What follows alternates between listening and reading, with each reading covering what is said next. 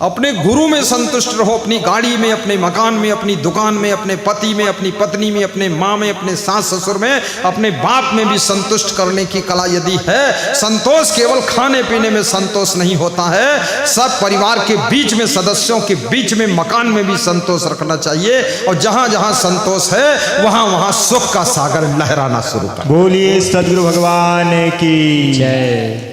तुम्हारी पत्नी से सुंदर पत्नी विश्व में कहीं नहीं, ये विश्व सुंदरी है, क्योंकि सवेरे उठती है 5 बजे, झाड़ू लगाती है, फिर गोबर से लीपती है, फिर रंगोली बना देती है, फिर भैंस भैंस को चारा दे देती है, फिर तुम्हारे लिए चारा बना देती, नाश्ता तैयार कर देती, तुम भी खा लेते हो, और फिर तुम नए कपड़े पहनकर निकल जाते हो, फिर दिन भर घर में सब बर्तन मांजती, धोती, सब काम करती है। इतने काम के लिए नौकरानी लगाओ तो 50,000 रुपया महीना देगी, और 5 रुपया भी नहीं दे पाते हो, रोज बताते हो गरीबी है, पैसा नहीं है, पैसा नहीं, फिर भी तुम्हारे साथ रहती, भागती नहीं, ये कम है, इसलिए यही बीबी अच्छी है, इसी को धन्यवाद।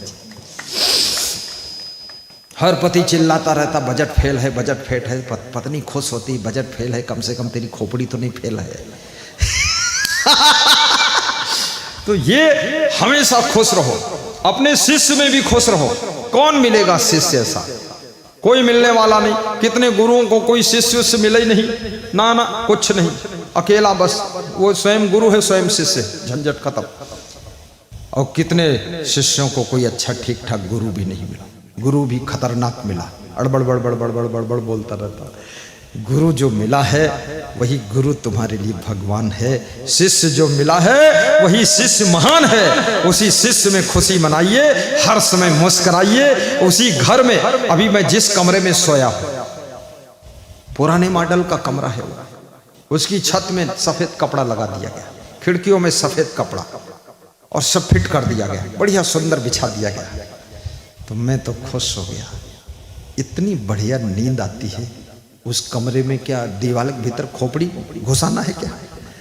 उसी में हम खुश हैं जो लगा है बेड, उसी में ओढ़ लेता हूँ, सो जाता हूँ, सुखी रहता हूँ। और मच्छर 2-4 आता है तो मच्छरदानी लगा देता हूँ। और अभी हमारा एक संत जो सबसे छोटा संत है, जिसको मैं सोचता हूँ कम बुद्धि, वो जब वहाँ से मैं विदा हो रहा था यहाँ के लिए, तो उसमें ऑल आउट लगा दिया। तो मैंने कहा ऑल आउट, मैं तो जा रहा हूँ, क्यों लगा दिया? बोले आप जा रहे हो, ऑल आउट लग जाएगा तो मच्छर भी चले जाएंगे, तब तक जब आप आ जाओगे तो ऑल आउट बंद कर देंगे ताकि गंध ना आए। सब होशियार, ऐसे ऐसे चतुर चेला। इसलिए अपने बेटे में भी खुश रहो, अपने माँ बाप से भी खुश रहो। खुश रहने के लिए आपके पास में विवेक चाहिए, और जिनके पास में विवेक है उनको कांटों में भी खुशबू आती है, और जिनको विवेक नहीं है उनको फूलों में भी बदबू आती है। इसलिए याद रखना, विवेक पूर्वक जियो तो सब जगह सुख ही सुख है। आपका पति आपके लिए कितनी मेहनत करता, खेती करता, नौकरी करता, चाकरी करता, पुलिस में सर्विस करता है, नक्सलाइट से टक्कर लेता है, बहुत झगड़ा लड़ाई, सब अपराधियों के पीछे भागता है, 20-25-30 हज़ार रुपये महीने लाता है, तुमको देता है, परिवार पालता है। ऐसे पति को धन्यवाद दीजिए कि मेरा पति बहुत अच्छा है, सब काम करता है। ठीक है, इतना काम करने वाला आदमी ढूंढो तो 1 लाख रुपया महीना लेगा। मेरे जैसा गुरु अगर ये लोग ढूंढे, चेला लोग, 20 लाख रुपये महीने से कम में नहीं मिलेगा। मैं तो 1 करोड़ रुपया महीना लूँगा, क्योंकि मैनेजमेंट हाईटेक दिमाग, तो ऐसे थोड़े 10 रुपये में काम करूँगा। तो इनको फ्री में मिल गया, फ्री में इनकी फिक्र गुरु करता है, और ये मेरी फिक्र करते हैं। और जहां पर दोनों की फिक्र करते हैं, याद रखना वहीं पर सुख पैदा होता है। जहां पर प्रेम होता है वहीं पर दूसरों की फिक्र होती है, और प्रेम विहीन मन किसी की फिक्र नहीं करता है।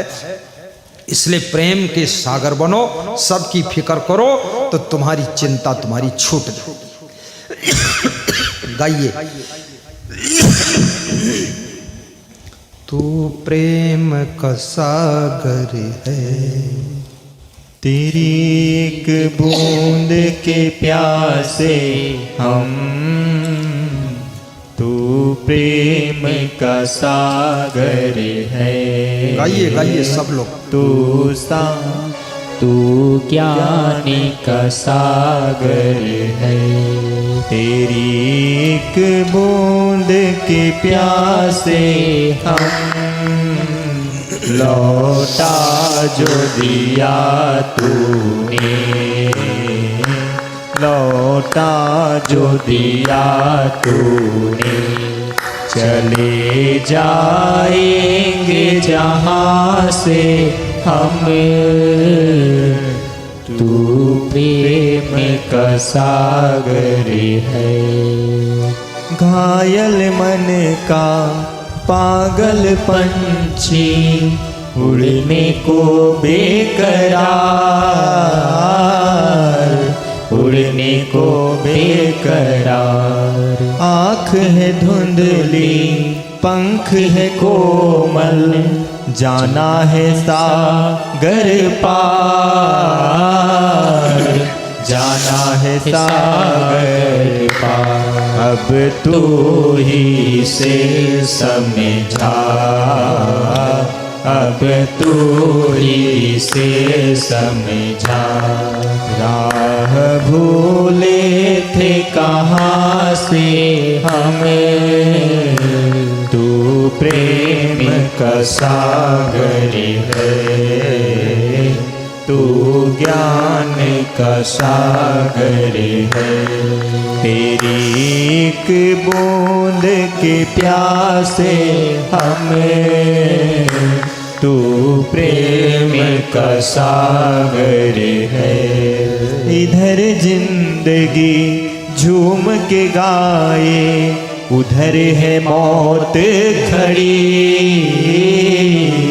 उधर है मौत खड़ी। कौन क्या जाने कहाँ है सीमा, उलझन आने पड़ी,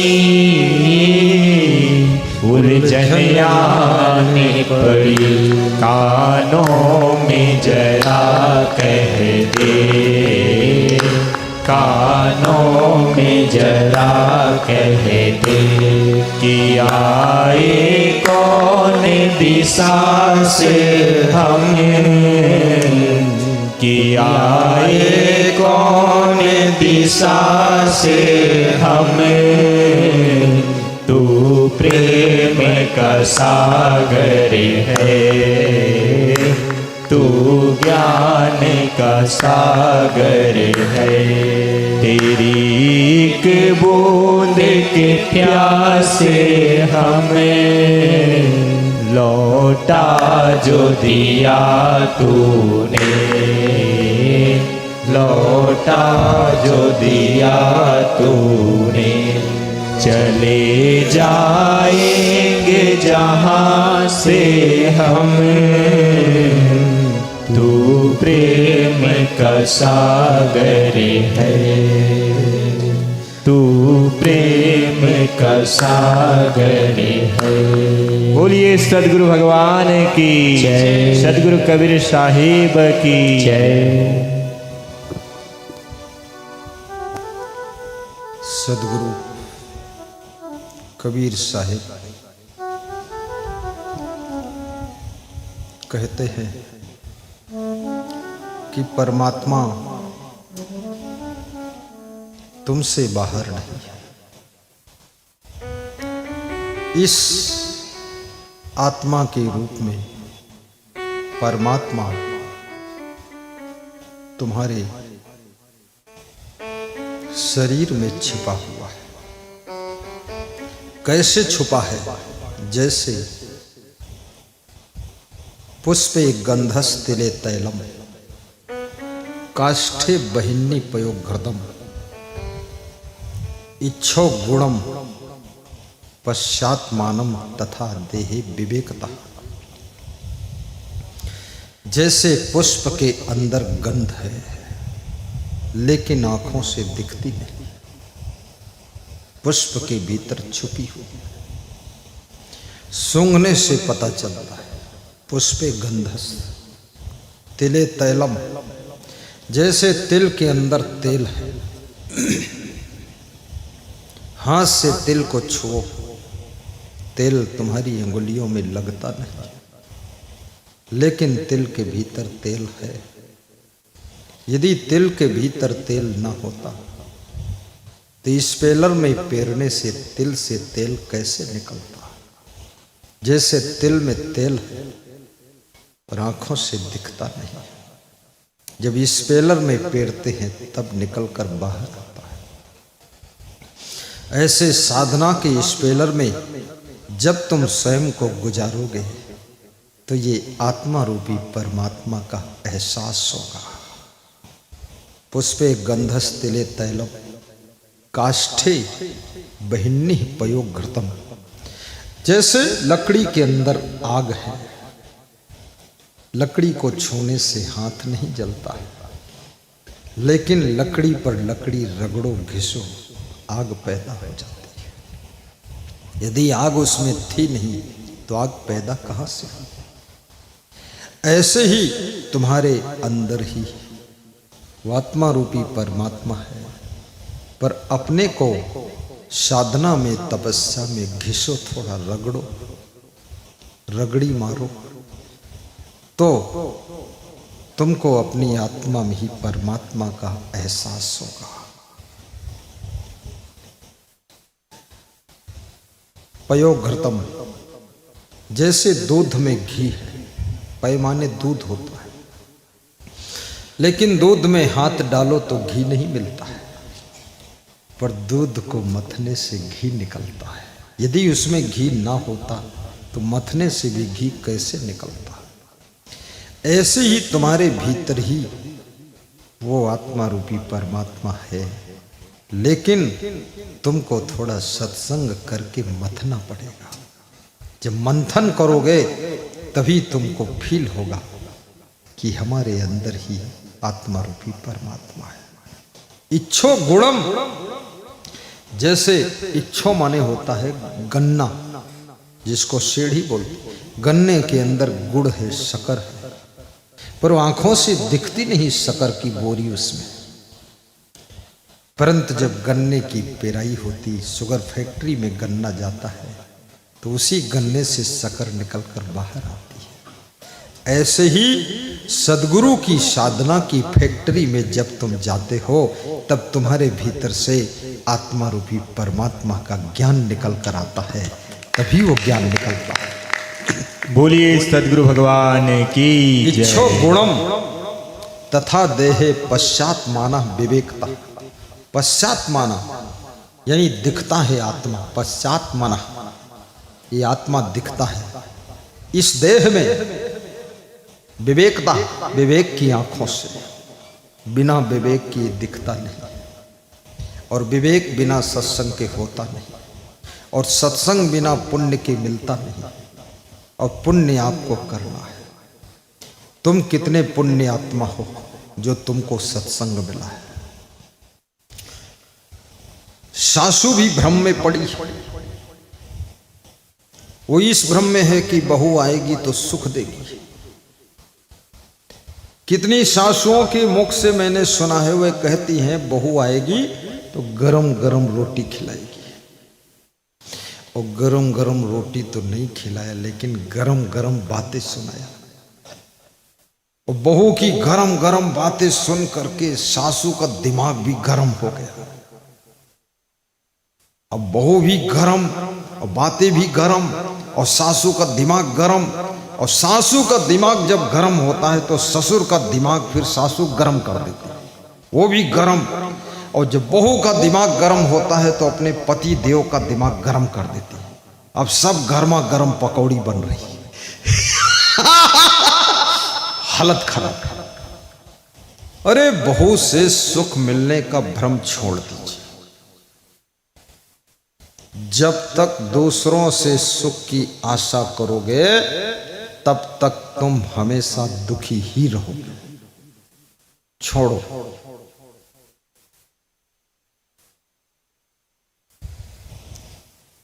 जो तू चाहे मुझको छाण सकल की आस, मुझ ही ऐसा हुए रहो सब सुख तेरे पास। माँ बाप जब तक अपने बेटे बहू से सुख की आशा करते हैं तब तक वो दुखी रहते हैं। अरे इनसे आशा क्यों कर रहे हो? इस बेटे को तुमने जन्म दिया, बड़ा किया, पढ़ा लिखा दिया, इसको पेंट चड्डी पहना दिया, इसको इतना बना दिया, अब इस बांगड़ू से सुख चाहते हो? जब तुम खुद ही इतने सक्षम हो, बेटे को तुमने तैयार किया, तुमको बेटे ने थोड़े तैयार किया। जो तुम अपने लिए क्या सुख नहीं तैयार कर सकते? बेटे से सुख की आशा छोड़ दीजिए। जब तक गुरु किसी शिष्य से सुख की आशा करेगा, गुरु भी झंझट में रहेगा।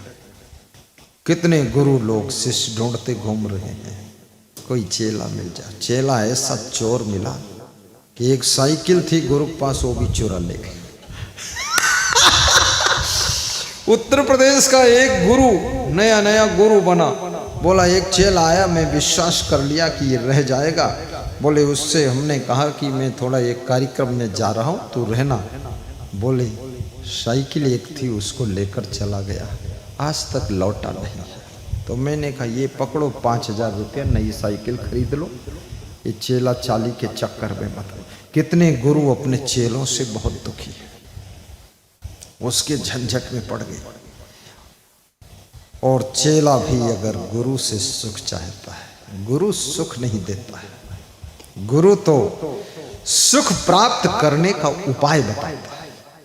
ये बात में फर्क है। सुख देना एक बात है, सुख देना ऐसे है जैसे उठाकर टमाटर दे दिया तुमको, ये पकड़ो। तो ऐसा कोई सुख नहीं टमाटर जैसा जो तुम्हारे हाथ में दे दे। सुख प्राप्त करने का रास्ता बताता गुरु है कि इस रास्ते पर चलो तो चलते चलते चलते चलते सुख मिलना शुरू हो जाएगा। गुरु शांति का उपाय बताता है, गुरु मुक्ति का उपाय बताता है। मुक्ति तुम्हारे हाथ में गुरु नहीं दे सकता है। मुक्ति कैसे मिलेगी ये गुरु बता सकता है। और गुरु के बताए मार्ग पर जो चलता है वो सुख शांति और मुक्ति की मंजिल को जरूर प्राप्त करता है। लाखों करोड़ों लोगों ने प्राप्त कर लिया है। तुम भी अगर चलोगे गुरु के पथ पर तो एक दिन सुख शांति जरूर मिलेगी। बोलिए सदगुरु भगवान की जय। गुरु ने बताया है कि संयम नियम से रहो, तो संयम नियम से रहो। संयम नियम से रहोगे, सम्मान की जिंदगी, सुख की जिंदगी प्राप्त करोगे। गुरु बता देता है नशा व्यसन मत करो। नशा व्यसन यदि नहीं करोगे, पैसा भी बचेगा, स्वास्थ्य भी बचेगा, समय भी बचेगा, सम्मान भी बचेगा। उसी पैसे से कार खरीद लो। कितने लोगों ने 20-20 लाख की शराब पी लिया है और मोटरसाइकिल से चलते हैं। शराब 20 लाख की पी गई 20 साल में, धुआंधार शराब पी रहे। गुरु कहता है शराब मत पियो, पीना है तो सत्संग की शराब पियो। और ऐसे पियो एक बार नशा चढ़ जाए वो नशा उतरना नहीं चाहिए। जैसे नाना महाराज पर चढ़ गया, जैसे मेरे ऊपर चढ़ गया, जैसे आप लोगों के ऊपर चढ़ गया, ये सत्संग का नशा ऐसा चढ़ना चाहिए कि कभी उतरना ही नहीं चाहिए। ये कौन सा नशा? शाम पियो सुबह उतर जाए, सुबह पियो शाम उतर जाए। रोज बोतल ढूंढ रहे हो, रोज शराब भट्टी पर जा रहे हो, और शराब भट्टी पर जाने के बाद शराब पीकर फिर टट्टी में जा रहे हो। अरे शराब जाम पर जाम पीने से क्या फायदा? रात बीती सुबह को उतर जाएगी। अब फकीरों की प्याली को पी ले जरा, तेरी सारी जिंदगी सुधर जाएगी, सारी जिंदगी सुधर जाएगी। तो इस भ्रम को तोड़ो। कोई इस भ्रम में है कि बहुत अच्छा मकान बनाऊंगा, उसमें रहूंगा, सुख पाऊंगा। अच्छे मकान में भी सुख नहीं, सुविधा है। सुविधा शरीर को मिल सकती है, शरीर को मिलती है, और शरीर को सुविधा चाहिए। सुविधा के बिना शरीर बीमार हो जाएगा। सुविधा चाहिए, लेकिन मन, सुविधा मन तक नहीं पहुंचती है। सुख तो मन का विषय है, शांति तो आत्मा का विषय है, सुविधा शरीर का विषय है। वो मुकेश अंबानी हो या कोई और धनपति हो, एलन मस्क हो, सभी सुविधाओं में सुख ढूंढ रहे हैं। मकान में सुख, कार में सुख, साड़ी में सुख। कितनी स्त्रियां साड़ियों में सुख ढूंढ रही, रोज साड़ी बदलती, उनका पति ही उनको नहीं पहचान पाता है। सुबह हरे रंग की साड़ी पहना था, दोपहर में लाल रंग की और शाम को नीले रंग की। पति सोचता वही है कि दूसरी है, कौन है कौन है। हाँ, बहुत सारे लोग कपड़े बदल बदल के बहुत आते, तो मैं नहीं पहचान पाता ये वही है कि कोई और है। हर घंटे में साड़ी बदलने का अर्थ क्या है? हर घंटे में पैंट शर्ट बदलने का अर्थ क्या है? मेरा सत्संग एक सज्जन ने बिहार में करवाया, तो वो हर घंटे में गाड़ी बदलता था और ड्रेस बदलता था। कभी लाल पहन कर आ गया, कभी पीला, कभी गाड़ी काले रंग की, फिर सफेद रंग की, फिर लाल रंग की। प्रवचन जब तक 2 घंटे हुआ, 2 घंटे में उसने 3-4 गाड़ी बदल के लाया घर से। कपड़े खूब बदलता था, जब घर में घुसे तो कपड़ा बदल के आ जाए। चश्मा भी बदलता था, कहीं चौड़ा चश्मा, कहीं काला चश्मा, कहीं हरा चश्मा। तो मैंने कहा है बड़ा रंगीन आदमी दिख रहा है। तो उसके घर पे ही ठहरा था, बहुत बड़ा आदमी है, पैसे वाला। तो उसकी पत्नी ने कहा 1 मिनट हम मिलना चाहते हैं, ये रंगीन आदमी का हाल बताना चाहते हैं।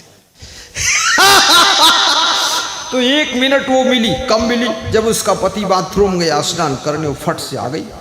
आखिर चतुर पति की पत्नी भी तो कम चतुर नहीं होती। वो समझ गई बाथरूम में घुसा है, पानी डाल चुका, अब थोड़े निकलेगा। मिल लेती हूँ 2 मिनट गुरु से। मिले, बोले ये दूसरी स्त्रियों में फंसा हुआ है, यही रंगीन है। हमने कहा कितनी में फंसा है? बोले 2 में तो मैं जानती हूँ, और तीसरी चौथे में फंसा हो तो पता नहीं। तो मैंने कहा ये फंसा है तो तुम दुखी नहीं हो? बोले मैं दुखी थोड़े दिन हो गई थी, दुखी, बहुत दुखी हुई। फिर आपका प्रवचन सुना, तब से दुख खत्म हो गया। तो हमने कहा फिर क्या सोचा? पहले मैंने सोचा चाहे 3 और 2 में फंसे, चाहे भैंस में फंसे, नालायक को जाने दो। इस गधे के चक्कर में अपनी जिंदगी कहाँ दुखी करूं मैं? फंसा है। ये फैशन हमेशा फंसने की सूचना देता है। फैशन संकेत कर रहा है या तुम फंसना चाहते हो या तुम फंस चुके हो। ये फंसने फंसाने से ही फैशन का जन्म हुआ है। इसलिए याद रखना, फैशन से भी ऊपर उठो। तुम्हारा मन सुंदर हो, वाणी मधुर हो, चरित्र चमकता हो, और तुम्हारा स्वभाव सरस हो, और तुम्हारा जीवन इतना हर तरफ से ब्यूटीफुल हो, हर व्यक्ति देख करके, दर्शन करके, तुमसे मिल करके उसको शांति मिलेगी, सुख मिलेगा। सब सुंदर सब बिरुज शरीरा। मैं लड़कियों से भी कहूंगा फैशन के जाल से बचो। लड़कों से भी कहूंगा फैशन के बवाल से बचो, क्योंकि फैशन तुम्हारे चरित्र को छीन लेता है। फैशन तुम्हारे सदाचार को भंग कर देता है।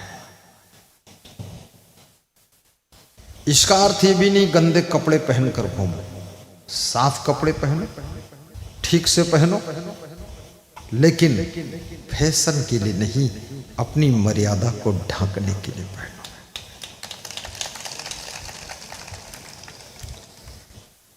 मैं भी साफ कपड़ा पहनता हूं, एक जैसे कपड़ा पहनता हूं हमेशा। ये तो साधु बना तो ऐसा कपड़ा पहनता हूं। मैं जब साधु नहीं बना था, घर पर था, टेलर ने पैंट और शर्ट में एक बार जो प्रेस कर दिया तो कर दिया, दोबारा हम कभी प्रेस करते ही नहीं थे, ना क्रीज बनाते थे, और निरमा पाउडर पानी में घोल के उसी में पैंट बुशर्ट डुबा देते थे और पीट पाट के छप्पर पर डाल देते थे, सूख जाता था और उसी को पहन लेते थे। और स्कूल से आते थे, गांव के बाहर ही बुशर्ट पैंट निकाल कर कंधे में टांग देते थे। कभी फैशन आया ही नहीं, और फैशन ना आने का परिणाम यह हुआ कभी कहीं किसी बुराई में फंसा भी नहीं, और ना फंसने का यह परिणाम हुआ कभी दुर्दशा हुई ही नहीं। हमेशा पूरी जिंदगी मुस्कुराती रही और जिंदगी हंसती रही और आनंद आता रहा। लोग समझते रहे इनको क्या मिला है जो खुश रहते हैं, हमें और कुछ नहीं मिला, केवल बुराई नहीं मिली और खुशियां मिल गई।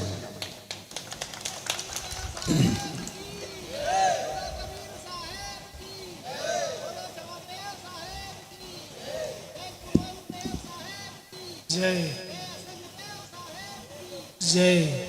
श्री नंद किशोर जी, सिवनी जिला से, दलाल गांव। कभी कभी मोबाइल से बात होती है, प्रेम बहुत है। प्रसाद, फल फ्रूट, मिठाई, दान डिब्बा सब लाए थे। श्रद्धा है। गरीब वह है जिसके पास में श्रद्धा नहीं है। दरिद्री वह है जिसके पास संतोष नहीं है। दुखी वह है जिसके पास पवित्र प्रेम नहीं है। और सुखी वह है जो संतोष में डूब चुका है और ज्ञान में स्नान कर चुका है और भक्ति में मन जिसका निमग्न है वो सबसे ज्यादा सुखी रहता है। भक्ति से सुख का जन्म होता है, भक्ति के बिना सुख नहीं है। भक्ति स्वतंत्र सकल सुख खानी, ये रामायण प्रमाणित करती है। भक्ति स्वतंत्र है और सकल सुखों की खानी, अन्यथा ये हजारों लोग क्यों आते हैं, क्या जरूरत थी। सत्संग में आने से भक्ति रिचार्ज हो जाती है, अन्यथा भक्ति की बैटरी धीरे धीरे डाउन होती है। और सत्संग में जब जाते हो, सत्संग भक्ति की बैटरी को फुल चार्ज कर देता है। इसलिए मोबाइल की यूट्यूब में भी लोग खूब प्रवचन सुनते हैं, रोज रिचार्ज कर लेते हैं। गुरु के दर्शन से भी भक्ति रिचार्ज होती है। गुरु को बंदगी भेंट करने से भी भक्ति रिचार्ज होती है। गुरु को दान पुण्य करने से भी भक्ति रिचार्ज होती है। और जिसकी भक्ति पूर्ण है, याद रखना, अब उसके जीवन में सुख शांति का जन्म हो जाता है। भक्ति स्वतंत्र सकल सुख खानी। सब लोग मोबाइल साइलेंट कर लेगा। भक्ति स्वतंत्र सकल सुख खानी। राम कह रहे हैं गरीब भी भक्ति कर सकता है, अमीर भी कर सकता है, हिंदू भी कर सकता है, मुस्लिम भी कर सकता है। हमारे पास में बहुत मुस्लिम भक्त है, दान भी भेजता है, और बहुत से मुस्लिम हिंदू बनना चाहते हैं। मैं सोचता हूं एक ऐसा कुछ रास्ता निकालूं कि जो मुस्लिम हिंदू बनना चाहे उसको झट से बना दो, क्योंकि जो हिंदू है वो भी बना हुआ तो हिंदू है। हिंदू, मुस्लिम, सिख, ईसाई, जैन, यहूदी बनकर कोई पैदा ही नहीं होता है। जो पैदा होता है इंसान के रूप में पैदा होता है, और पैदा होने के बाद उसको हिंदू बनाया जाता, मुसलमान बनाया जाता, ईसाई बनाया जाता है। तो बीच में अगर कोई मुसलमान से हिंदू बनना चाहे तो उसको बनने का मौका देना चाहिए। बन जाओ। और सच में तो सभी इंसान ही है, लेकिन रामायण ये भी कहती है भक्ति बिना सत्संग के मिलती ही नहीं है। कबीर साहब ने कहा है बीजक में प्रथम शब्द में उनसे किसी ने प्रश्न पूछा कि भक्ति कहाँ मिलती है, तो कबीर साहब कहते हैं संतो भक्ति सतो गुरुवानी, संतो भक्ति सतो गुरुवानी। भाव से गाइए, संतो हे संतों, भक्ति सतो गुरु। सदगुरु के सानिध्य से भक्ति आती है। कोई सदगुरु भगवान की कृपा से भक्ति आती है। संतों भक्ति सतो गुरु आनी, और भक्ति आ गई, भक्ति आकर चली भी जाती है। यदि कुसंग करोगे तो आपकी भक्ति मर जाएगी। कुसंग भक्ति का शत्रु है, कुसंग भक्ति का दुश्मन है, कुसंग भक्ति को बिगाड़ने वाला है, और सत्संग भक्ति को बढ़ाने वाला है। जैसे आपने फसल बोया तो जल से सींचोगे तो फसल बढ़ेगी, लेकिन फसल में पेट्रोल डाल दोगे तो फसल भस्म हो जाएगी। ये कुसंग ऐसे है जैसे पेट्रोल डालना, और सत्संग ऐसे है जैसे ठंडा ठंडा जल डालना। इसलिए हमेशा भक्ति करने के बाद भी कुसंग से दूर रहो।